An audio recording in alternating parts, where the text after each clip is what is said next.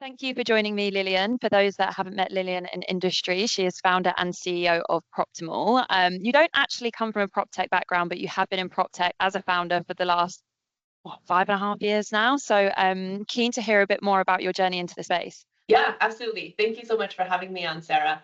I think the thing is, a lot of people, interestingly, aren't from prop tech because it's such a new industry. And so, a lot of people come from either tech or real estate background, and I came more from the real estate background, and now we're building 10x Real Estate Analyst. So with Proptimal, what we're focusing on first is in the financial analysis part of the investment.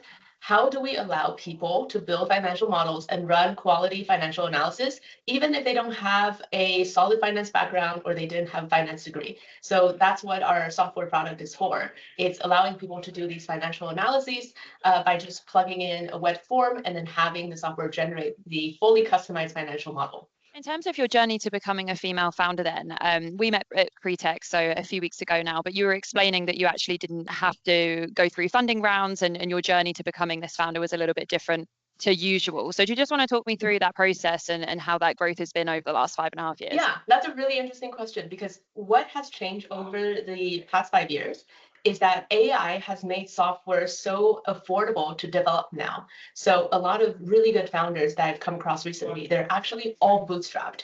And interestingly, if you were to rewind back 5 years and you tell people I don't have any venture funding, people look at you like, what's wrong with you? How come you're not able to attract any funding?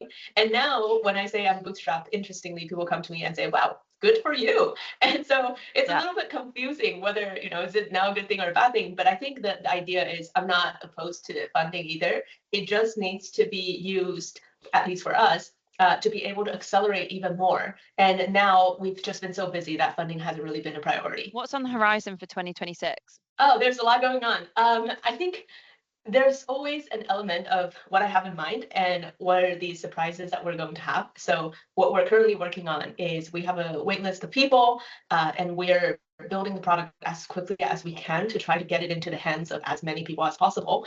And on the other hand, there's also an element of surprise, right? So how fast we grow, how people react to our product, what are the market forces, what are competitors doing, what are new partnerships that's going to emerge? Those are the things that I don't have control over, and I'm excited for the ride. Well, I'm excited to see where you take PropTimal next. I feel like I'm going to be watching, cheering you guys on from the sideline. But for anybody that's watching, for anybody that might feel inspired about everything that you've been able to achieve in the CREtech space, is there any advice you'd like to leave for other women in industry or women thinking of moving into PropTech as to how they can basically be as successful with you?